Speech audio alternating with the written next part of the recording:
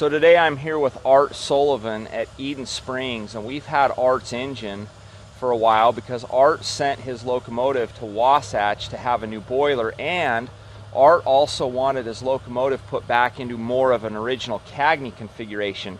This locomotive had had one other new boiler put on it in the past, but once that boiler was on it, it kind of lost its original Cagney look, so Art was looking to get that back.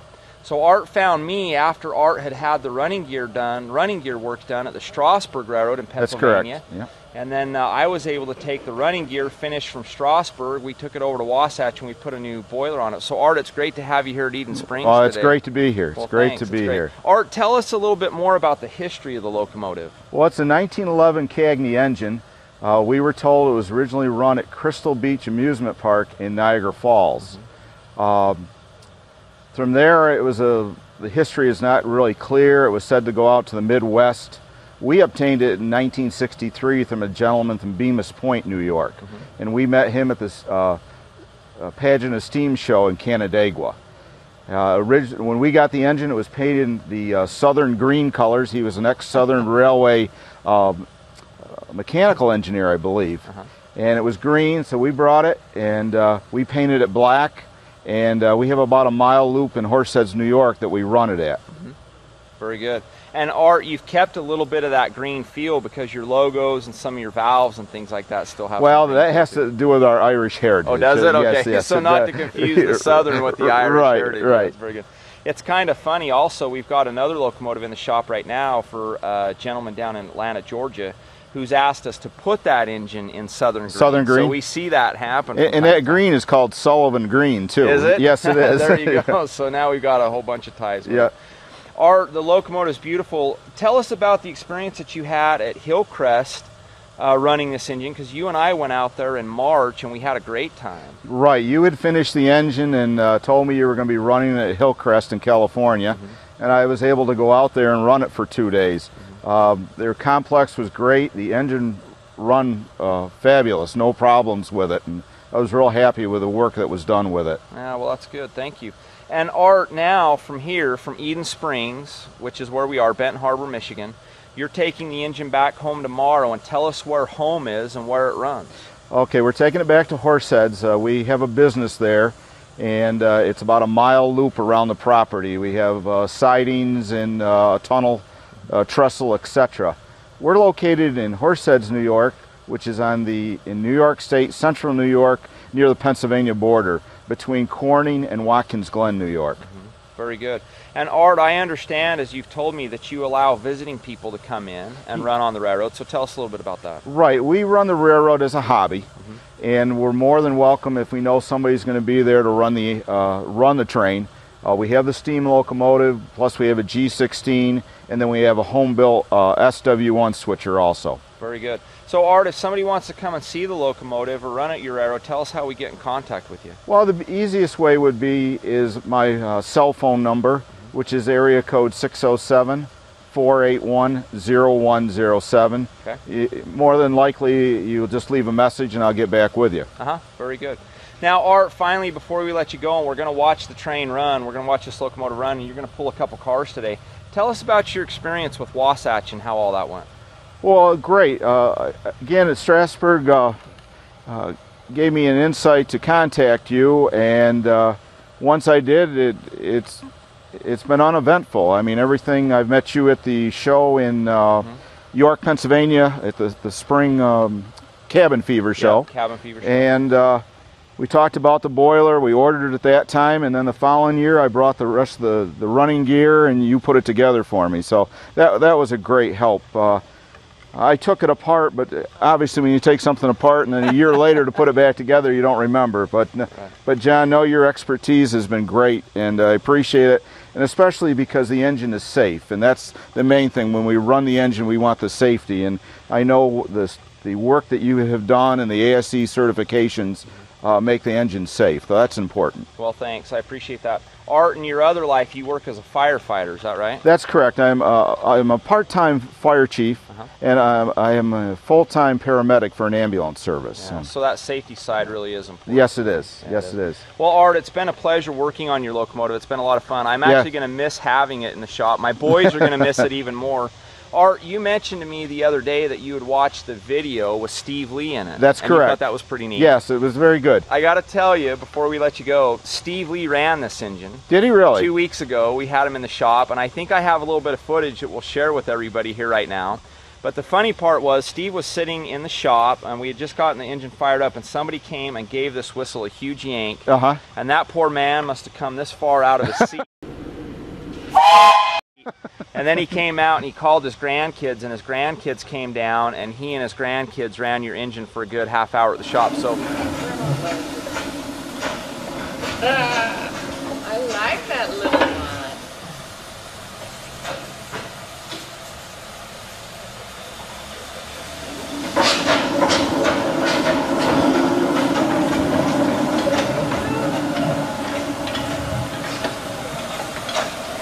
So you're honored to be able to say that you have a locomotive that Steve Lee's operated. Well, with the Union Pacific program that he has created and helped out over the year, that is an honor. So, yeah. Well, thanks for everything, Art. We'll look forward to maintaining a friendship with you. Oh, definitely. Coming out to your property, and we'll look forward to watching your locomotive run today here at Eden Springs. All right, John. Thank you. Thanks, Art. Appreciate it. Thank you.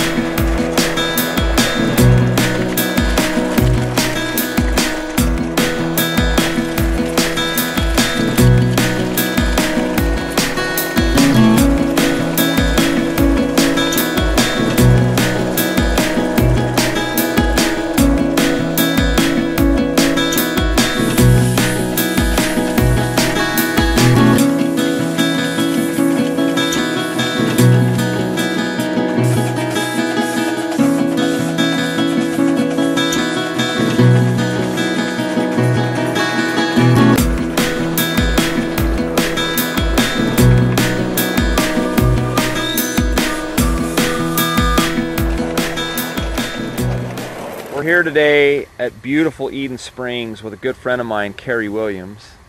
And Carey and I have come to know each other for the past couple of years, as we've worked on these Cagney locomotives and as we've prepared to bring him back here to House of David, to Eden Springs. And so I'm really excited to get to talk to Carey today, because I've come to learn that Carey is one of the foremost experts when it comes to history of these miniature locomotives, and not just the Cagneys, but also the Herschels and the Ottoways and a lot of the different brands of locomotives that were built during the early 1900s, even the late 1800s. And so today we're going to talk to Carey a little bit about the locomotives, and specifically this locomotive that we're standing by today is Carey's, which is at its new home here at Eden Springs.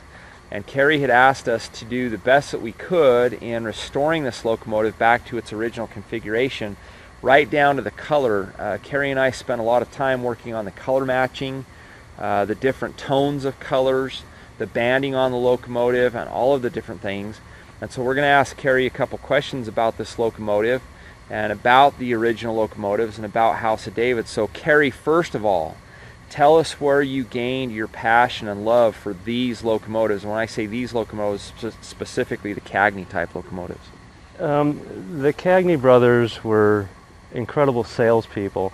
Around the turn of the century, they saw the ability to entertain and move people around at large gatherings, international festivals, fairs, the birth of the amusement park, and they were able to capitalize not only on the sale of these, but to sell the idea of letting the people's imagination to jump on a miniature train and go for a ride, and to not only transport you from A to B in a fair situation, but also be able to enjoy a leisure ride for not only children. They initially addressed it for children, but they rapidly found out that adults were their primary riders for these type of rides. Yeah. You know what I find interesting, Carey, is that even in the early 1900s, they were selling these locomotives all over the world. And we live in a global society today with the internet, and we can fly everywhere. But these guys got on ships and they went all over the world to sell these. They with the international fairs, 1898 in Omaha, Nebraska, 1901 in Buffalo, people from all over the world came to these exhibitions by the droves, by the millions, and the Cagneys had a captive audience. People that had large parks down in South America, Africa, England, saw also the possibilities of these. The Cagneys were able to sell the idea that they could make money for an investment of about $1,500. You got an engine and a string of their small cars. You found a location, you set it up. Within the first year, you made all your money back. Yeah. This was a license to steal. You were able to, people just loved it. I mean, they said a park wasn't complete unless you had a miniature train in it. Yeah, and so many parks had trains and also the carousels, but your comment about the cost of these locomotives is really interesting because at the time, one of the early brochures, and I think the brochure that we have is even 1906 or after, it was after the 1904 World's Fair, but they were basically $1 a pound when you bought them brand new. Yeah, the engines were weighed in around 1,500 pounds when they're new, and it cost you about $1,500 for the train at the time. Of course, then they could sell you the rail and lane, all that, but your initial engine, the Class D, which is here, this is the 1904 example here, proved to be an incredible moneymaker, and both in big parks, Coney Island and several of the Dreamland and Luna Park, but also individual city parks found them very attractive, and they ran for years and years and years. Carrie, last week at Train Festival, we were asked a number of times how many of these there were. And I remember a phone conversation between you and I where we talked about the idea that the Cagneys publicized that maybe there were 1,000 of these. We don't believe that there were actually maybe 1,000. No, I don't think the Cagneys let the truth stand in the way of a good story. They would embellish. We know of about 150 locations known-wise. And you might be able to multiply that by 2, so maybe about 300 trains were built. But the Cagneys not only built the trains, they also leased the trains. They had many locations, and they bought trains back in and they traded them back out. So I suspect anything that they touched, even if they sold it for the third time, they kept adding up the numbers to get that total. Yeah. And I was asked a lot also how many of these still exist, and my answer was I believe that in the States alone, that maybe we have about 30 of them left. Do you believe that to be about correct? I would say probably even higher than that. Really? I think we might have somewhere close to 70, 80 still in existence. But the vulnerable Cagney, as charming and wonderful it is, once it was replaced by diesels in the late 40s and the 50s, it got relegated to private use where it might have been modified for their own personal taste and modified the cab or reboilered it, and sometimes what's left, and there's a few cases, there's a Cagney still running up outside of Toronto where they have a gas engine in it just running around. So a lot of these have not had the respect due paid to them over the course of time. Yeah. It's interesting that you mentioned that, the progression of these parks and how they would move to diesel. But Carrie, with your Eden Springs here and House of David, we're seeing a rebirth of some of these older parks from the early 1900s and going back to their roots, which means going back to steam, going back to the original.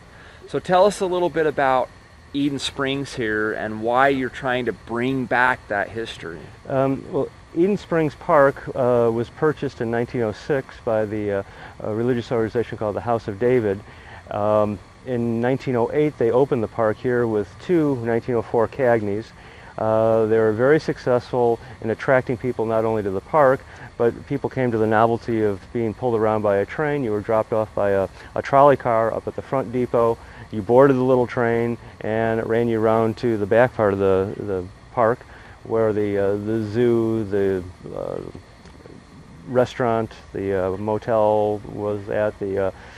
You went down to the gardens, you heard music, and again you had these trains racing around in the pavilion. They were incredibly successful at the following year. They added a 3rd engine, and then over the course of time they rebuilt the Cagneys, and they had a fleet of 8 at one time in the 30s, and then built 2 more larger engines in the end in the late 40s, and ultimately the park closed in 72. As a train lover and a lover of historic things, my partner and I were able to purchase the park, and with a great deal of enthusiasm by local volunteers and some of our great help, we've been able to put the trains back in on a limited scale, ultimately opening up the original mile loop that they had, and we hope to be able to attract people with the trains. And it's kind of a throwback to simpler times, a little more leisure period, but to show that the trains can still earn their keep as money makers, as people movers.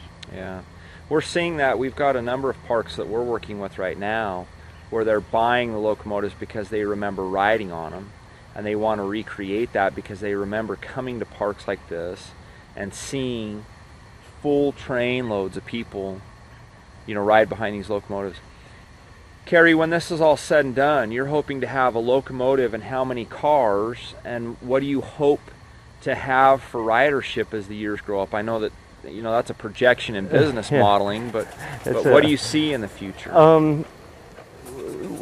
For us, it would be extrapolation at this point. But if you go on similar parks that have a track record, you can easily attract 10 to 20,000 patrons annually, depending on location, your season of runnability, and your hours that you'll be open, what other attractions you're going to have for the people once they're there.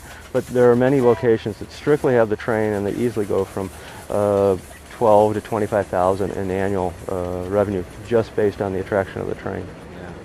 Let's go back to the train for a minute. Carrie, there were a number of things that you asked us to do with this locomotive. One of them specifically was the beating on the bands. Tell us about why it was so important for you to put this one back as close to original as possible. The original trains could have been custom ordered, and certain parks they could be more extravagant, but the basic Cagney was basically trying to replicate a real train in the sense that you know, it was a thing of beauty. You didn't have to over accentuate it, you didn't have to oversell it. So by using other well-preserved examples of the engines, we were able to match the color on the cab here, and we were able to replicate something close to the original gunmetal or Russian iron for the jacket. The original jacket bands we were able to replicate again from an original, and it has a nice little rib which just accentuates the shadowing of the colors. So it doesn't scream at you. You know, it's a respectable, it's a stately looking engine, and I think it came off very well. I'm very happy. Wasatch Railroad and John and his crew did a beautiful job on rebuilding the engine, and I think it speaks for itself in its wonderful shine here. And I hope we'll be able to use it for many, many decades to come here at the park. Yeah, I hope so too. I've been really amazed with this locomotive in particular because we used your original throttle and some other pieces that were designed originally and were running on the locomotives that we've had to modernize now with other locomotives that we've done. But I was really impressed with how much power and how responsive this locomotive was. Carrie, you've run a few other Cagneys, either restored or non-restored, worn out or not worn out. What was your impression of the responsiveness and the power that we're getting out of this particular locomotive? This one seems to jump alive. We were having a great time earlier today, pulling people around on our newly laid loop of track, and it was very responsive. It was able to pull the people no problem and pull the throttle and off you go. Yeah. So that's no problem. It's going to be a fun engine here to break in and fine tune it. You know, it's a learning curve. You know, steam is not just turn a key. You have to have respect for it. Yeah. But the fact that you know, there's a certain pride to be able to get on something that's 107 years old now, and you know, it still wants to run. It still wants to make you money as a profit venue here. So yeah. It can smell money coming. Yes, yes. And these black rocks, that's just burning money. That's what that is.